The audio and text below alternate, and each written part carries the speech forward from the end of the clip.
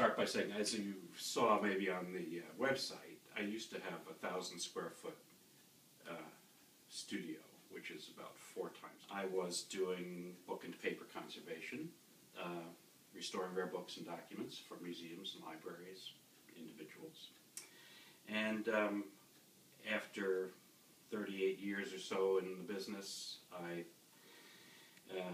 sort of semi-retired. I'm 68. My health isn't perfect anymore. It happens, you know. And so I closed the business and kept only the bookbinding equipment.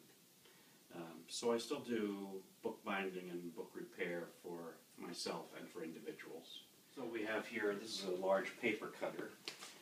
It's in bookbinding, it's called a board shear because it cuts board for the covers. Hardback books, the covers are called boards because originally they were made out of wood. They aren't anymore. You need a paper cutter that is large like this and strong, so you get a good, clean, accurate square cut. So it cuts thick material very easily. I teach classes in the evening. I used to have 5 students. Now I have such a small space I only take 3 people at a time. And it's just sort of an adult education class. It's a craft class.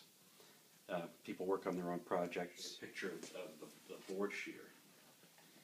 And this is from an equipment catalog. A friend of mine helped me restore that. And it's from a 1923 catalog. So I know exactly how old the board shear is. Where did you get this from? The board shear I found abandoned in an old warehouse. The owners didn't want it. It was in pieces. There's a gauge that helps you set the depth of what you want to cut off. And then you can clamp it back again. It doesn't really take too much effort. What happens is the text block is either glued or sewn together, and then the cover is made separately. And then when the cover is put on, this is the paste down, so it would be over here. So you would glue that and close the cover on it and put it in the press. And that would glue the cover to the paste down. And I have a die with the title that I designed on the computer and then emailed it to the die maker. And so I have the die mounted in the press. And so when I put this here and put some gold, this is heated up, of course. You can just stamp it, and it transfers the title, in this case, the Swiss Family Robinson. I don't know if you can see that. Oh, one of the things I like about the dies is that it combines the old look. The end result is the same as if you did it by hand. You have a physical impression in the leather and the same gold, but you can use the computer's flexibility in designing something. So you're getting a wonderful combination. So, you know, it is very satisfying. Of course, it takes a fair amount of experience and practice to be able to do it well. That is, straight and etc. So for my own amusement, I sometimes do new bindings. You might call them design bindings or art bindings or something. So there are a number of competitions around that you can enter. And some of my students and I entered a competition in France a couple times.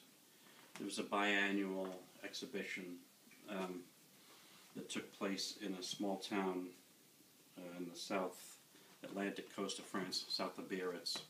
Binding competitions generally take 2 forms. Either they give you a theme and say, okay, the theme is horizons or something, and you can do anything you want as long as it sort of fits that theme.